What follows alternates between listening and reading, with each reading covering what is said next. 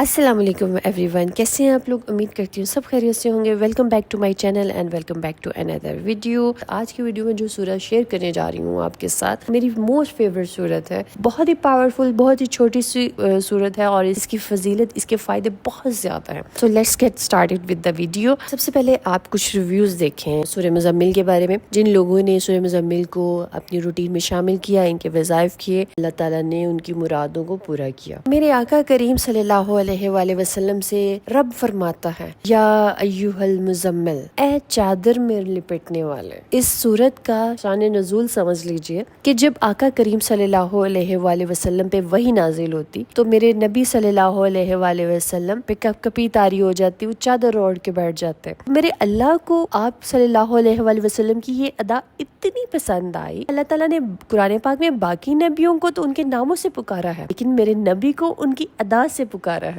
سبحان اللہ۔ اب اس سورت کی خاصیت بتاؤں آپ کو کیا ہے؟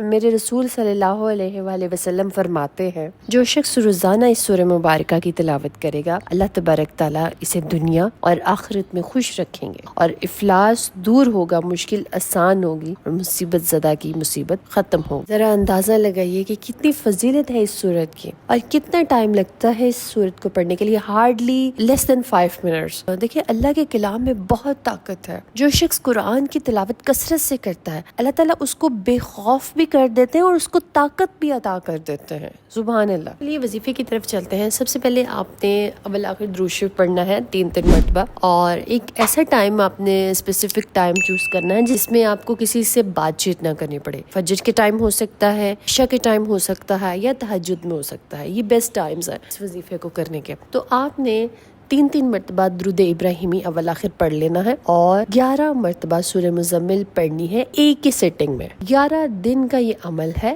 اور سیم ٹائم پہ ہونا چاہیے۔ ڈے 1 پہ جس ٹائم پہ آپ نے عمل کیا تھا، آپ نے اسی ٹائم پہ ہی اس عمل کو 11 دن کمپلیٹ کرنا ہے۔ کوشش کرنی ہے جس جگہ پہ، جو جگہ آپ نے چوز کی ہے، 11 دن کنسسٹنٹلی آپ اسی جگہ پہ بیٹھ کے اللہ کے حضور خشوع و خضوع کے ساتھ اس عمل کو کریں۔ اور سب سے جو ایک مین کی پوائنٹ میں آپ کو بتاتی ہوں کسی بھی عمل کو کرنے کا، آپ یہ سوچ کے عمل کو کریں کہ دس از دا لاسٹ مومنٹ۔ یہ مومنٹ ہے، اگر میں اس میں دعا کر لیتی ہوں، اگر میں اس میں یہ پڑھ لیتی ہوں، تو اس کے بعد میری دعا قبول ہو جائے گی۔